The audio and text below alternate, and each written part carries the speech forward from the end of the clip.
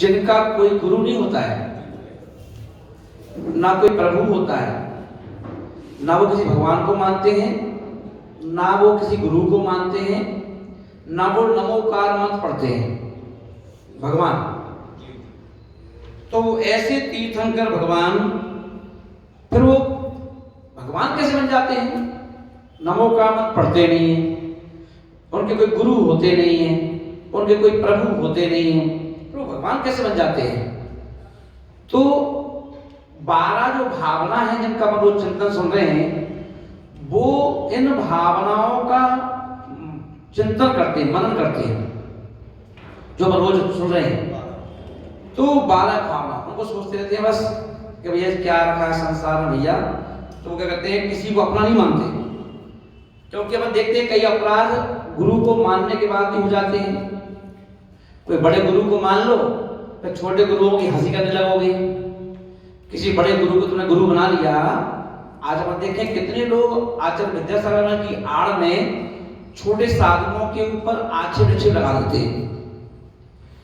तो बताओ, अब आचार्य विद्यासागर बचा भी नहीं पाएंगे, तुम्हारे क्या करोगे? कैसे बचा लेंगे वो तुम्हें? क्योंकि विद्यासागर तो कभी कहते नहीं है कि किसी दिगंबर साधु की निंदा करो, आलोचना करो, है ना? कोई कहता है क्या? कोई नहीं कहता। पर क्योंकि देखिए, मुनि भले उसकी यश कीर्ति ना हो, भले वो छोटा मुनि हो, अगर आप उसकी हंसी कर रहे हो तो असीम कर्मों का बंध होता है। और इतने कर्मों का बंध होता है राजीव, है ना, कि उन कर्मों से तुम्हें कोई नहीं बचा सकता, है ना? इतना कर्म बनता है। इसलिए कभी भी, चाहे तुम भले साधु को आहार दो या ना दो, तुम भले साधु को आहार लगाओ या ना लगाओ, तुम भले साधु का विहार कराओ या ना कराओ, पर तुम्हें किसी भी साधु की निंदा करने का अधिकार नहीं है। देखिए, यदि सोचो कितनी सेवा करोगे महाराज की, कितनी सेवा करोगे, कितना खर्च करोगे उनके लिए, है ना? तो कर्म, कई जीव जो हैं मैं देख लो तो कर्म बांध लेते हैं बैठे बैठे। अरे राइए, तो इसलिए आचार्य बोल रहे हैं कि, है ना, तीर्थंकर भगवान कह रहे कि भी एक काम करो, है ना, अपने मस्त रहो, अपने मस्त रहो, है ना?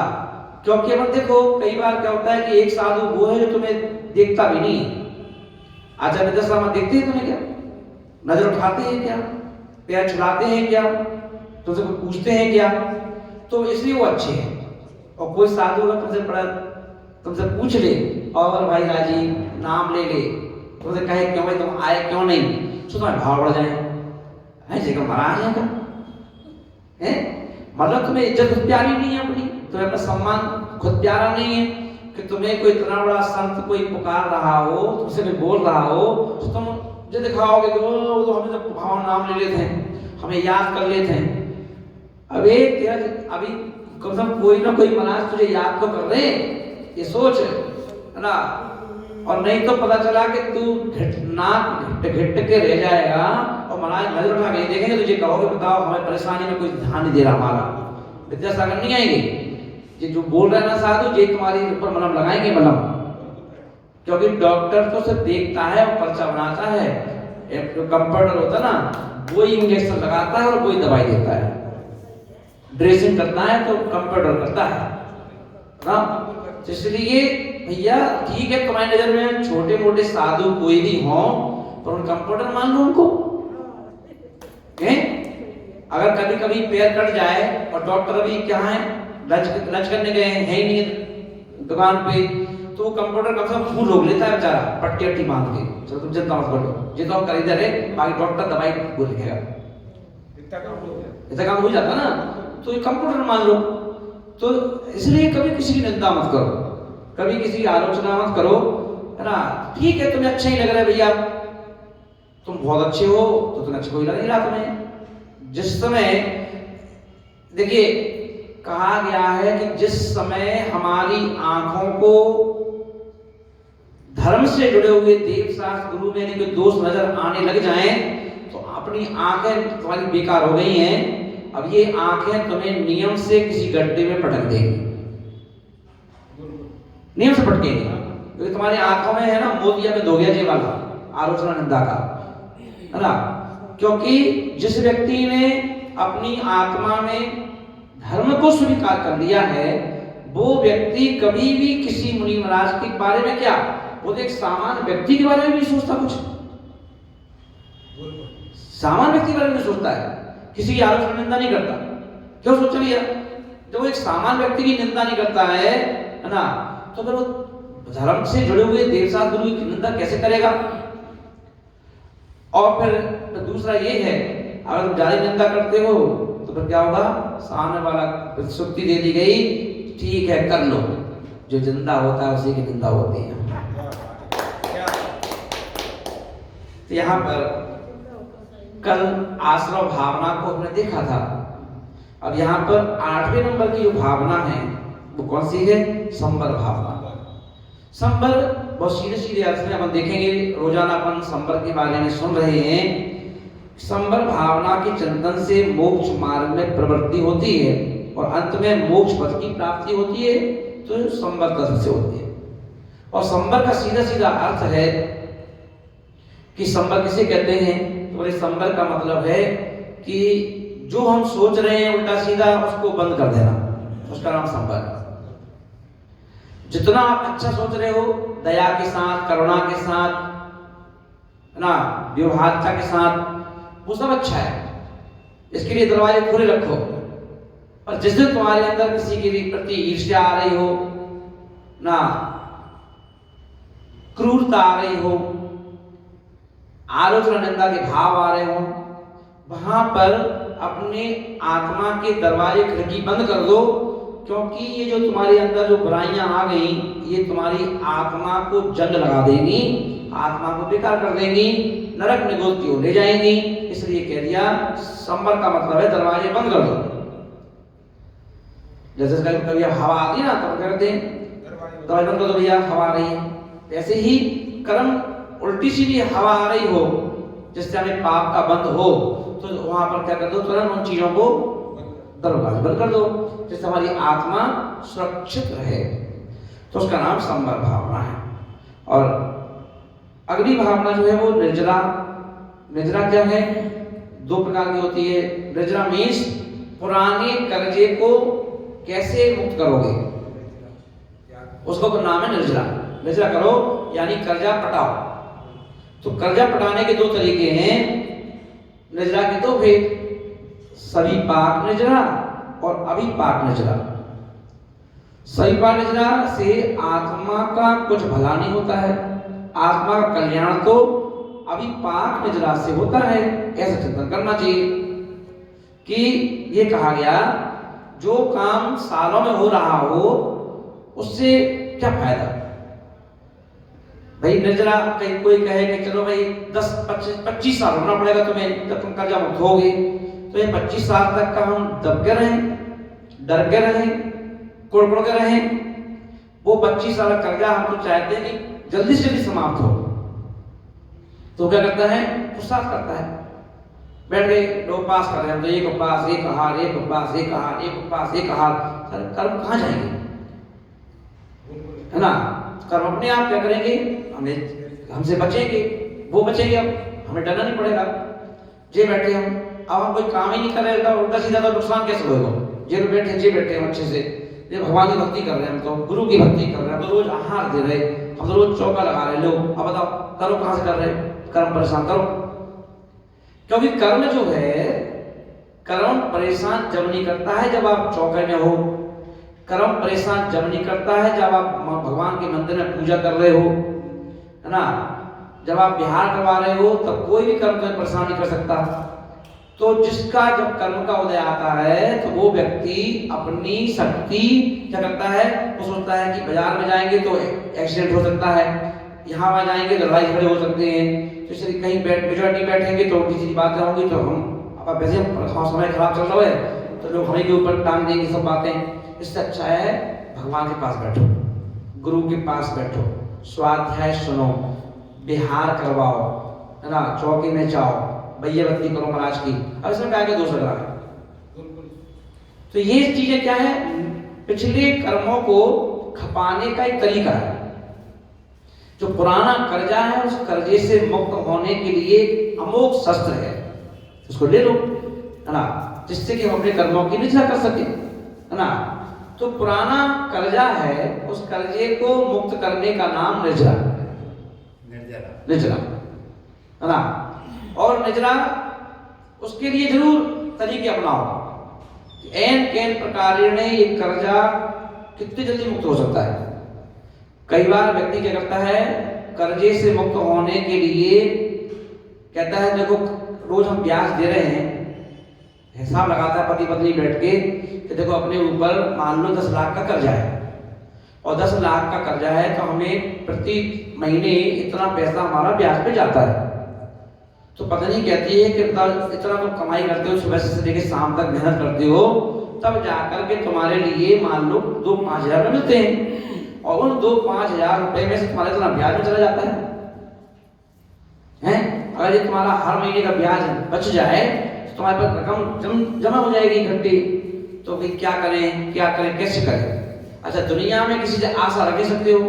कोई व्यक्ति तुम्हें ला करके कह दे कि लो कितने लाख का कर्जा है, 10 लाख का, ये लो हमसे ले लो 10 लाख रुपया, हैं तो फ्री हो जाओ। कोई नहीं देगा। अरे कितने रखा हो किसी व्यक्ति के पास पैसा, कोई देता है क्या? नहीं देता है। तो पत्नी कहती तुम एक काम करो, जो हमारे सोने के आभूषण हैं जो रखे रखे क्या कर रहे हैं, अलमारी में रखे हैं, ले जाओ, इसको ब्याज पर इसको भैया रख दो, उठा करके या बेच दो और जाकर के इससे कर्जा मुक्त कर दो। अब कर्जा मुक्त हो गया ना, तुम भी चैन से जियोगे, चैन से खाओगे, हमें भी खिलाओगे, चैन से हमारे साथ बैठ के ऐसे हंसी मजाक करोगे, बातचीत करोगे। टेंशन में रहोगे तो ना खाओगे ना खाने दोगे, हैं, और रोजाना क्लेश करोगे। उससे अच्छा भैया तो पहले कर्जा मुक्त कर लो। ठीक है, कर्जा मुक्त हो गया। अब जो तुम ब्याज दे रहे थे ना रोज हर महीने, वो ब्याज तो हमें दे जाओ, है ना। तो उससे क्या है कि हम जो ज्वेलरी हमारी थी वो वापस ले लेंगे उसको, है ना। तो इसको कौन सी निजरा कहते हैं? अविपाक, इसको बोलते हैं अविपाक निजरा। तो ये तो अविपाक निजरा का एक भेद। और दूसरा क्या है? सविपाक। क्या है? बहुत टेंशन में हूं, खाना खा लो, अरे खा लिया खाना, सो नहीं रहे हो, बहुत टेंशन काय का, कल वो ब्याज लेने आएगा, तो घर वाले के लिए अंगूठी, अब ये अंगूठी तो गई ना तुम्हारी, हैं, काय में गई? ब्याज में। कर्जा मुक्त नहीं हुआ, ब्याज में गई ना। एक अंगूठी चली गई, फिर एक और, फिर अंगूठी चली जाएगी, फिर एक और चली जाएगी, तो तुम्हारा सोना का सोना चला गया, कर्जा के वहीं खड़ा है, हैं। तो ये हो गया सविपाक निजरा। बोले ये सविपाक निजरा ऐसे होती है। तो एक काम करो, एक ही बार में चुकता करने का कुछ प्लान बनाओ और जिससे फ्री हो जाओ फटाफट, और फिर चैन से बैठो, आराम से चैन से बैठोगे तो ब्याज बचेगा तुम्हारा, और बना चैन से खाओ पियो, छोड़ते जाओ। तो इस तरीके हैं। तो उसको नाम है अविपाक निजरा। जैसे हम देखते हैं ना, कच्चे केले तोड़ के लाए जाते हैं, कच्चे केले ट्रक के ट्रक भर के आते हैं, ऐसे कच्चे होते हैं कि केला किसी को मार दो तो लग जाए, इतना ठोस होता है। पर अब मार्केट में लाना है उस केले को, तो केले क्या करते हैं? कार्बन कर दिया जाता है, कार्बन कर दिए जाते हैं। अब धुआं से भी पकाए जाते हैं, उसकी अलग अलग विधि है ना। एक कार्बन आता है, उस कार्बन को जिससे पिक्चर चलती है, पिक्चर में टॉर्च में यूज होता है कार्बन, पिक्चर जितनी क्लियर आएगी कार्बन लगा देते हैं, महंगा आता है। और वो कार्बन गंदा गंदा सा है तो पिक्चर की गंदी गंदी आएगी, कैसा है पुराना ट्रेंड हो, वो कार्बन लगाते जानबूझ के। तो ऐसे ही उस कार्बन को हजारों केलों के बीच में रख दो तो वो केले को पका देता है हाथ। हाँ, एक तरीका है। दूसरा तरीका क्या है? जैसे बेकरी होती है ना, बेकरी बहुत ही बना देते हैं टंकी जैसे, इतना सा खाली छेद रखते हैं, है ना, और उसको भी ढक्कन से बंद कर देते हैं। ऐसे केले को भर दो अंदर और धुआं छोड़ दो, धुआं छोड़ दो और ढक्कन लगा दो, तो धुएं से पक जाते हैं। हाँ, तो ऐसे अलग अलग तरीके हैं। अब आजकल वो क्या है, वो पानी में डाल देते कुछ चीज और डो के लगा रख देते हैं, पक जाते हैं, पीले हो जाते हैं। अलग तरीका हो गया, केमिकल्स का हो गया। छिलका पीला हो जाता है, अंदर से केला पकता नहीं। हाँ, पकता नहीं। मिठास जो आती है वो नहीं आ पाती। तो ये अभिपाक पर देखो कौन देख रहा है, ये लाखों केले खप जाते हैं रोज, है ना, बताओ थोड़े कागज से दोगे ना भाई। तो इसलिए ये आचार्य महाराज बोल रहे हैं कि ऐसे ही जैसे पपीता पका दिए गए, पपीते कच्चे जाते हैं, उनको काय लपेट लपेट करके वो गेहूं के अंदर कहीं आटे के अंदर रख देते हैं, पक जाते हैं उठाकर। तो जो पपीता मान लो पेड़ में केले लगे होते तो वही कच्चा केला पेड़ में लगा होता तो 6-7 दिन लेता, अभी 10 दिन लेता पकने में, है ना, मगर उतार दिया कच्चा, उसको पकाने में 4-6 घंटे पक गया वो, है ना, और सामने वाले पैसे चित हो गए, माल ही बिक गया। तो इसीलिए उसका नाम है अभिपाक नजरा, कि समय से पहले वो कार्य कर लेना। तो मुर्गियों से, मुर्गी वैसे अंडा देती है अलग, और जो मुर्गी पालन करते हैं ये उतनी देर में, जितनी देर मुर्गी सहज भाव से एक अंडा देती है उतनी देर में मुर्गियों से 4 निकाल लेते हैं।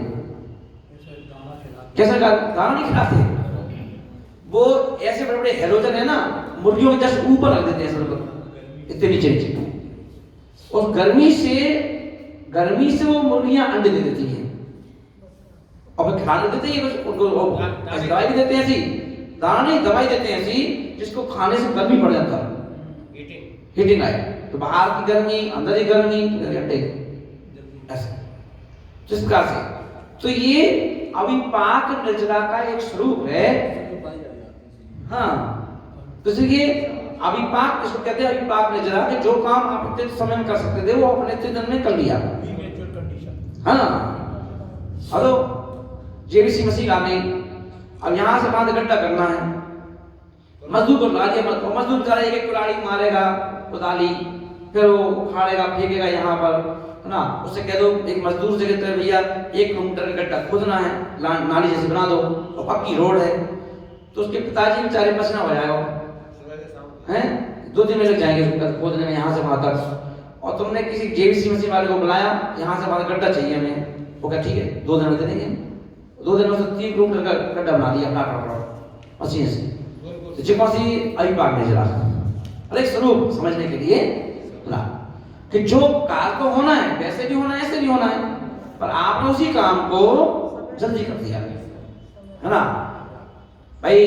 50 लोगों का भोजन बनना था, अब वो माया देवी से कहती है बनाओ 50 लोगों का भोजन, तो स्वाभाविक है टाइम लगेगा, और वही अब 50 लोगों का भोजन एक ही महिला बनाएगी, कितना टाइम लगेगा ना।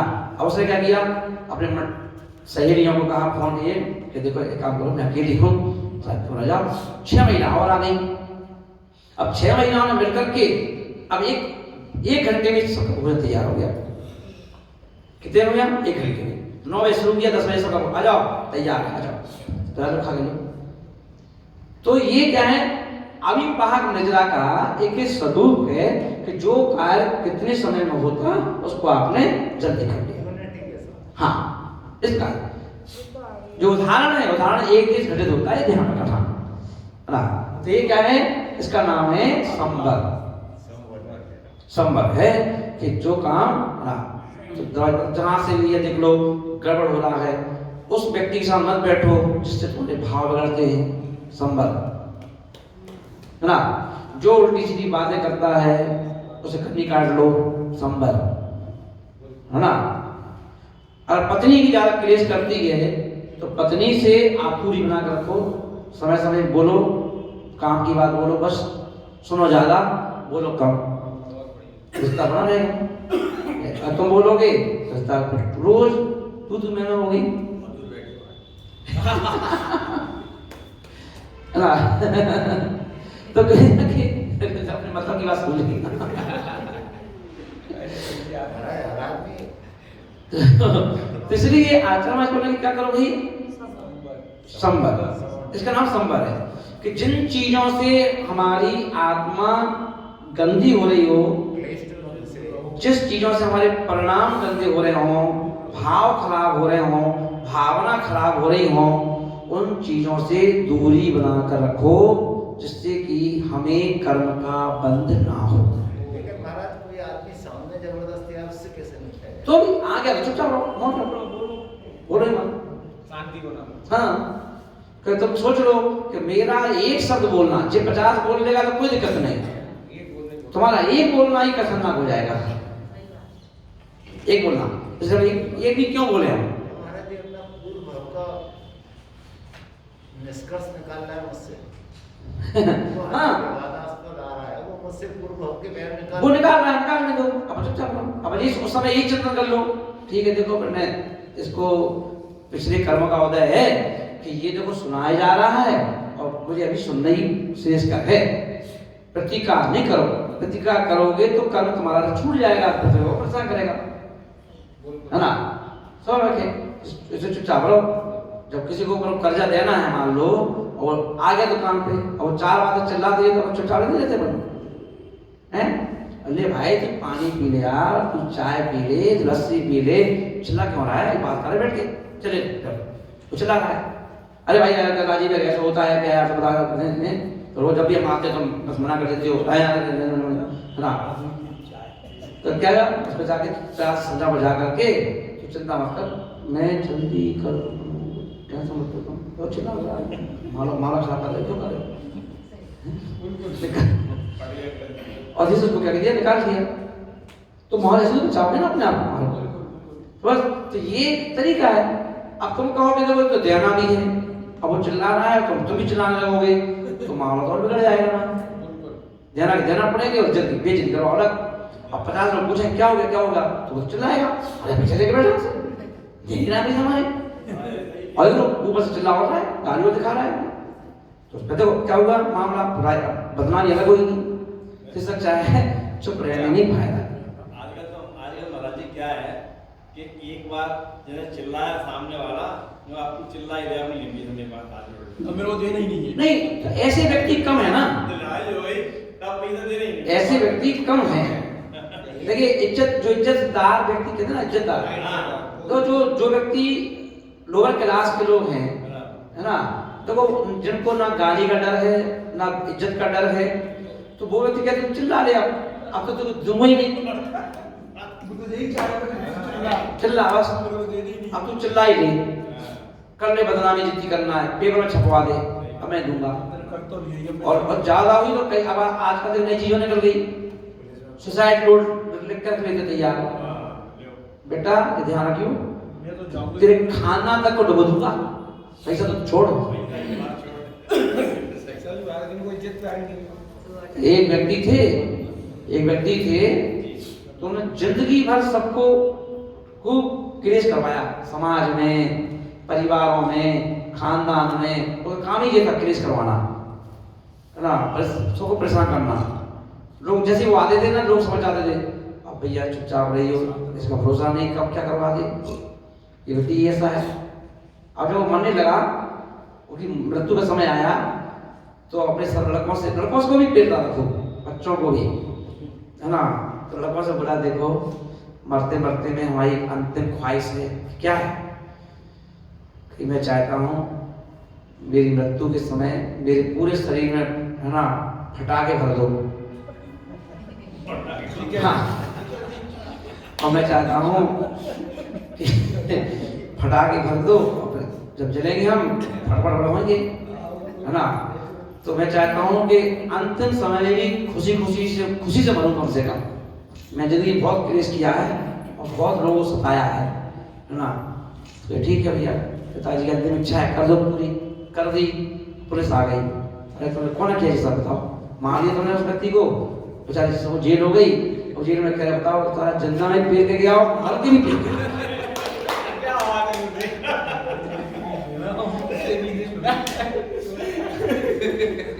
बहुत बढ़िया। तो बड़ा व्यक्ति तो एक चुप 100-200 को हरा दे, बस ये इस तरीका एक है भैया चुपचाप रहो ना, उसमें ही शांति है, बाकी सब क्या है ना। तो यहाँ पर इसका नाम क्या है, निर्जरा। निर्जरा करनी है अपने कर्मों की, इसका कि ज्यों सर बर जल रुका सूखता तपन पड़े भारी। क्या यहाँ पानी गिर जाए एक बाल्टी ना, और कुछ मत करो, ना पोछा लगाओ ना झाड़ू लगाओ, 2 दिन बाद अपने आप सूख जाएगा। जमीन वो पूरा पी जाएगी, सूख जाएगा तपन भारी से। तो ऐसे कर्मों की निजरा है, आप सब कर्म बंद कर दो, अपने आप तुम्हारे कर्म की निजरा हो जाएगी। बोलो मत, बोलने का मतलब है बोलना, देखना, घुनना, ये सब पोछा लगाना है, कुछ मत करो, अपने आप सूख जाएगा। जैसे संबर रोके कर्म निर्जरा है सोखन हारी, उदय भोग सभी पाके तमय तपक जाए आम डाली। आम जो है तोड़ लो, जल्दी पक जाएगा। दूजी है अभी पाक पकावे पाल बिसे मारी, पहले सबके होए नहीं कुछ सरे काम तेरा, दूजी करे सु उद्यम करके मिटे जगत फेरा। उद्यम कर, पुरुषार्थ कर, बैठे बैठे काम नहीं चलेगा। संबर सहित करो तप प्राणी मिले मुक्त रानी, इस दुल्हन की यही सहेली जाने सब ज्ञानी। क्योंकि सीधी सीधी बात ये है, देखिए कि हम तो शिखर जी जा रहे हैं रोज, हम तो यज्ञनाथ जी जा रहे हैं, हम तो आज हस्तनापुर जा रहे हैं, हम तो आज पंढरपुर जा रहे हैं, आज हम यहाँ जा रहे हैं। इससे क्या होगा? पुण्य का आश्रय होगा। इससे क्या होगा? बोलो, पुण्य का आश्रय होगा। नहीं जा रहे कभी। और मान लो आप क्या कर रहे हो, त्याग तपस्या कर रहे हो, इससे भी क्या हो रहा है? इससे भी पुण्य का बात हो रहा है ना। पर अपन ये देखेंगे कि निर्जन जो पिछला हिसाब किताब है, अब ये बताओ, तुमने किसी से 1 करोड़ रुपए ले रखा है, 1 करोड़ रुपए ले रखा है किसी से उधार, और तुमने जो तुम्हारा समय भी निकल गया, तुमने जब डेट कही थी कि देने के वापस, अब तो वो पास करके बैठ जाओ, तो उससे क्या करना पड़ेगा? तो पास में गाड़ी लेके चला जाएगा, वो क्या भाई साहब तुम पास करो, जैसे करना है तुम आगे 1 करोड़ वापस करो, है ना। हाँ जी, तो पिछला वो छोड़ देगा, कर्जा क्या क्या तपस्या करोगे? नहीं छोड़ेगा ना। फिर तो ये है, इसलिए पिछले काम के लिए निजरा करना पड़ेगी। तो निजरा करो, कैसे भी निजरा करो, तो सुखा उसको। तो निजरा कैसे होगी? तो वो होती है ना 12 प्रकार के तप करने से।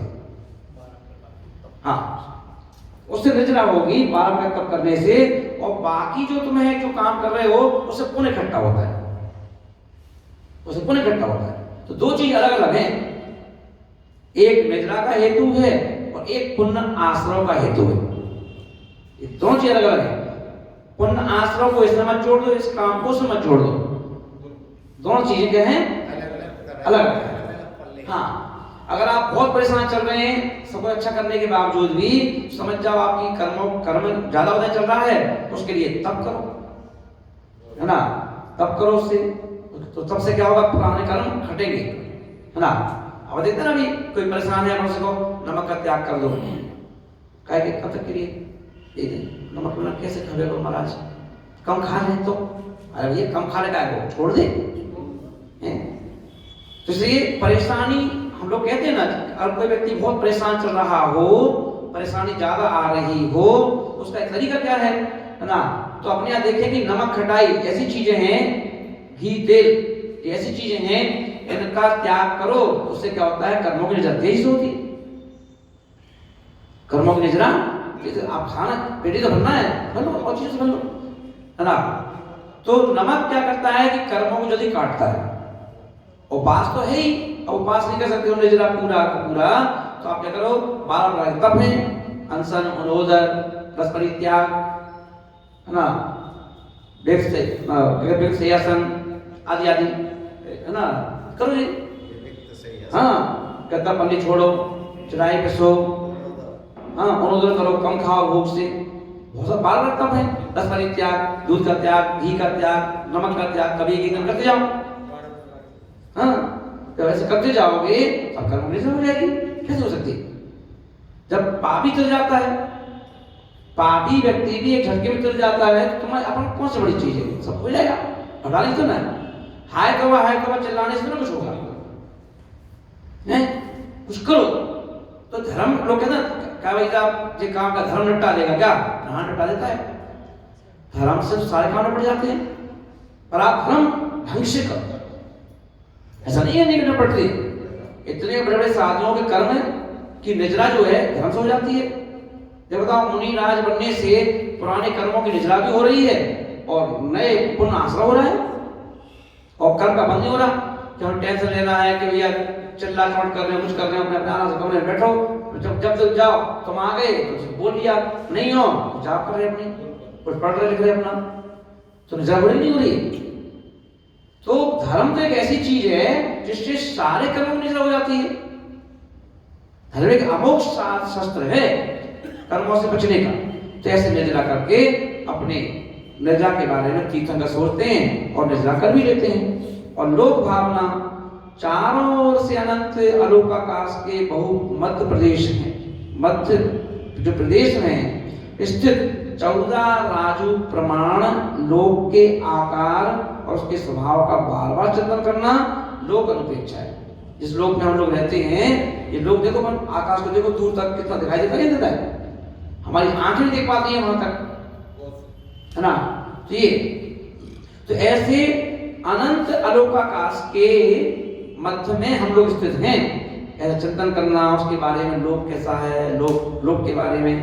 14 राजू तुंग नभ लोक पुरुष संठान, कामे जीव अनादीते भरमत है बिन ज्ञान। बिन ज्ञान अज्ञान दशा में हमने क्या किया, इतना समय निकाल दिया। तो लोक भावना की चिंतना, तो इस लोक भावना की चिंतन करने से तत्व ज्ञान की विशुद्धि होती है, जो हमारा ज्ञान है उसकी विशुद्धि होती है। और अंत में क्या है फिर, बोधि दुर्लभ। तो एक निगोद शरीर में सिद्ध राशि से अनंत गुण जीव है, एक सिद्ध, एक निगोदिया जीव है। एक निगोदिया जीव में जितने सिद्ध हैं उनसे अनंत गुणे ज्यादा जीव हैं एक जीव में, है ना। अब ऐसा सर्वलोक स्थावर जीवन भरा पड़ा है, अतः इस लोक में त्रिस पर्याय का पाना इतना दुर्लभ है। और हम तो त्रिस पर्याय को पा चुके, है ना। हम लोग तो 5 इंद्रिय हैं, जितना कि बालुका के समुद्र में पड़ी हुई वज्रिका की कणिका का प्राप्त होना दुर्लभ है। उसमें भी विज्ञानेंद्रिय जीव, 1 इंद्रिय, 2 इंद्रिय, 3 इंद्रिय, 4 इंद्रिय, 5 इंद्रिय, संगी असंगी, कितनी पर्यायों को पार करके हम यहाँ तक पहुंचे हैं। और अपना मनुष्य पर्याय में आकर लोग आत्महत्या कर लेते हैं, सुसाइड कर लेते हैं। मतलब तुमने अपनी इतने अच्छी चिंतामणि रतन को पा करके भी तुमने अपने आप को बताओ गड्ढे में डाल दिया। हाँ, भावना क्यों भाती ऐसी? अरे मर गए क्या कर गए बताओ, मर गए तब मरने के बाद लोगों को पता चल गया। जिस लोक लाज के चक्कर में तुमने आत्महत्या करी, है ना, लोग कहे क्या कहेंगे, लोग पता चलेगा तो लोग क्या कहेंगे। मर गए उससे अच्छा तो तुम भैया पता मरने के बाद पता चल गया लोगों को, पहले पता चल जाए, क्या दिक्कत है? शहर छोड़ दो, गांव छोड़ दो, दूसरे चले जाओ, वहां चले जाओ, यहाँ चले जाओ, हैं मरने ही को है क्या है? आप जिंदा रहते तो उस कर्मों की नजरा कर सकते थे, बैठ करके ध्यान कर सकते थे, तपस्या कर सकते थे। मरने से क्या होगा? खुद मर गए, बीवी को मार दो, बच्चों को मार दो, पेपर में फोटो आ गई, न्यूज चैनल में आ गया, क्या फायदा?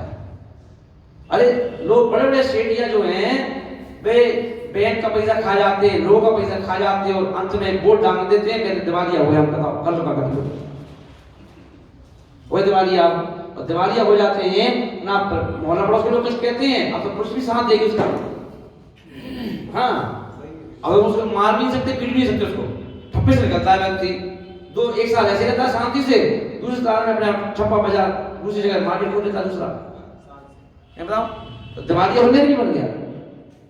तो जब दिवालिया बन के व्यक्ति शांत से रह सकता है, तो एक ठप्पे तो लग गया बस खाली, दिवालिया हो गए थे हम, खत्म बात है। जब अमिताभ बच्चन जैसा व्यक्ति कहाँ धरातल में चला गया था, वो बात उभर करके अभी भी तो बच्चन है, अब उस बात को कौन याद रखता है? अभी भी वही सम्मान है, कौन बड़ा करोड़पति में लोग सोते हैं इसके साथ फोटो खिंच जाए कमाई है, मुझे कह रहा क्या है दिवाली आता है इसके क्या फोटो खिंचवाने से देख लो सब अभी फोटो खिंचवा रहे हैं और खूब घूम रहे उसके साथ और उसके साथ बैठने को मिल जाता है तो और अपना सौभाग्यशाली मानते हैं। हमारे साथ बैठ जाए तो सौभाग्यशाली नहीं मानेंगे, अब तक साथ बैठ जाए तो सौभाग्यशाली मानेंगे ना। क्या दिक्कत है, क्यों मरना ही सब कुछ है क्या, क्यों मर जाए? तो महाराज उनकी संगत करनी चाहिए या नहीं करनी अरे! चाहिए, करने के बाद हट जाना चाहिए? संगत करनी चाहिए किसकी? नहीं करनी चाहिए जो दिवालिया हो चुका और या उसके से हट जाना चाहिए? क्या पड़ जाओ वो उसका काम। देखिए अपन को हटने का और जुड़ने का अधिकार है ही नहीं है ना। देखो जुड़ोगे तो अपने फायदे के लिए जुड़ोगे है ना किसी व्यक्ति से।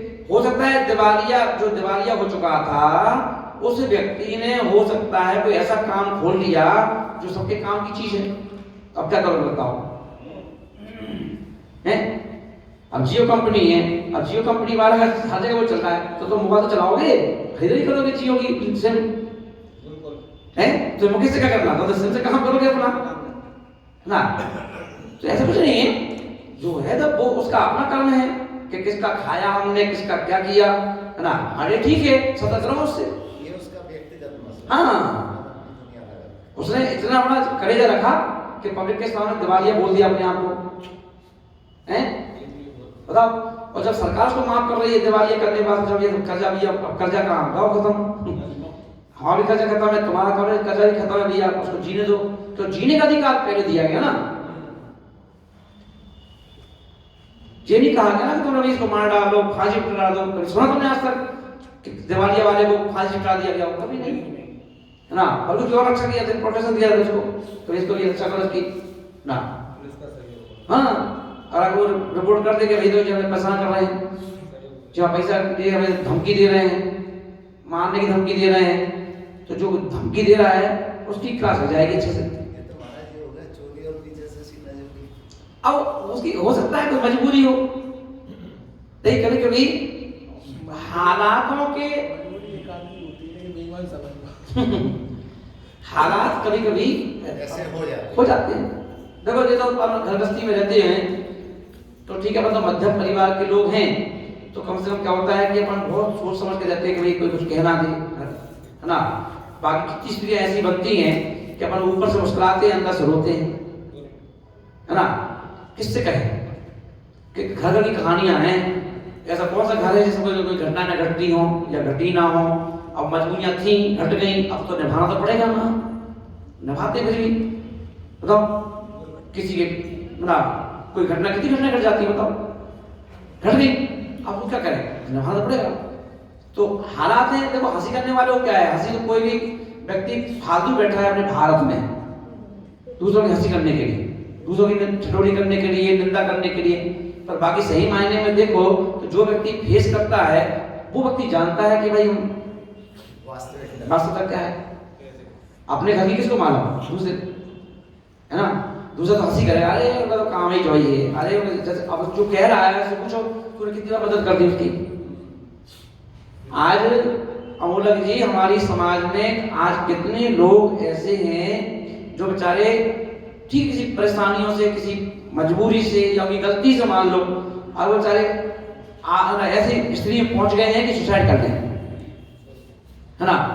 पर ऐसी कोई संस्था आज तक हमारे देश में नहीं है, हमारे समाज में नहीं है कि ऐसे व्यक्तियों को जिंदगी भर के लिए एहसान से दबा दो, उसको धार्मिक बना दो कि भाई कितनी जरूरत है तेरे को, भाई 10 लाख की जरूरत है, 20 लाख की जरूरत है, जो 20 लाख ले लो, कोई ब्याज नहीं देना है, पैसे आप जल्दी वापस करो और अपने कर्जे से मुक्त हो जाओ और फटाफट अच्छे से काम खुल गया है। ये बताओ कोई है संस्था ऐसी? आज तक कोई नहीं है। अब कोई व्यक्ति मालूम मर जाए तो हंसी करना चालू कर देंगे, जब तक उसकी मदद नहीं कर सकते हो तो हंसी करने का अधिकार कैसे? ये बताओ।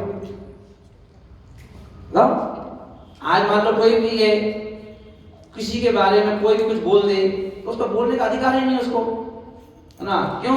उसे पूछो पहले, जो भी बुराई करे, किसी की बुराई करे, निंदा करे, आलोचना करे, उसे पूछो पहले तुम ये बताओ तुमने सेवा कितनी की कोई महाराज के बारे में कुछ करे तो पूछो, अच्छा जी बताओ तुम आज जो मुंह चला रहे हो, पहले तुम ये बताओ तुमने चौका कितनी बार लगाया, तुमने उनकी सेवा कितनी हाथ पाँव दबाने कितनी बार गए, तेल लगा के आए थोड़ा बहुत 50 ग्राम अपने घर के खर्चे से, हैं कभी तेल लगाने आए हो बताओ, हैं तो आपने घर से तुमने 50 ग्राम तो छोड़ो 10 ग्राम तेल लगाओ कब जाके, हैं नहीं हमने नहीं करो। तो जब तुमने कुछ किया ही नहीं है तो फालतू में मुंह क्यों चला रहा है, तो और मुंह कौन चलाएगा, वही चलाएगा जो बेचारा कर रहा है वो तो कहेगा नहीं कुछ, और जो नहीं कर रहा है वो उसको पीट जाता वही। तो इसीलिए हमें ज्यादा प्रवचन पढ़नी ही नहीं, अपने मस्त रहना हमें, है ना। तो किसी की हंसे क्यों, क्योंकि आज आप दूसरे पे हंस रहे हो सकता है कभी दिन कोई ऐसी स्थिति आ जाए कि कोई हम पे हंसे, तो आप है ना दूसरे को हंसने के लिए क्यों ऐसा आप काम करने जा रहे हो कि आप दूसरे को हंसी करोगे तो नियम से तुम्हारी हंसी होगी, है ना। तो इसलिए संसार में रह करके कभी भी किसी भी व्यक्ति पर कभी भी कमेंट्स नहीं करना चाहिए, कभी हंसी नहीं करना चाहिए, कभी निंदा नहीं करना चाहिए, क्योंकि कहा गया है, कहावत है, 2 पंक्तियां बोलो फिर बात समाप्त करेंगे, बोलो हाथ जोड़ो, बोलो दगा किसी का सगा नहीं, दगा किसी का सगा नहीं है, ना मानो तो करके देख लो, ना मानो तो करके देख ले, क्यों, जिसने जिससे दगा किया है, बोलो जिसने जिससे दगा किया है, पंडित जी जाके उनके घर देख लो, दगा किसी का सगा नहीं है, ना मानो तो करके देख लो, जिसने जिससे दगा किया है जाके उनके घर देख लो, उनके बीवी बच्चों को देख लो। कोई टेढ़े फेढ़े मोड़ा मोड़ी मिलेंगे, कहीं नाची बदिया से आंखें मिलेंगे, हैं कहीं मोड़ा शराब पी रहा है, कहीं ये पकड़ा गया, कहीं वहां पकड़ा गया, कहीं ये पकड़ा गया, आप पूछो भैया अब इनकी बुराई करो, कीजिए तुमने उस समय कर यार, आज से 10 साल पहले तुमने उनके ऊपर बोला, अब देख ले अपने घर में देख ले, अब किसको बताएगा, अब कर निंदा इनकी। तो इसलिए कहा गया दगा किसी का सगा नहीं है, ना मानो तो करके देख लो, जिसने जिससे दगा किया है जाके उनके घर देख लो, तो महावीर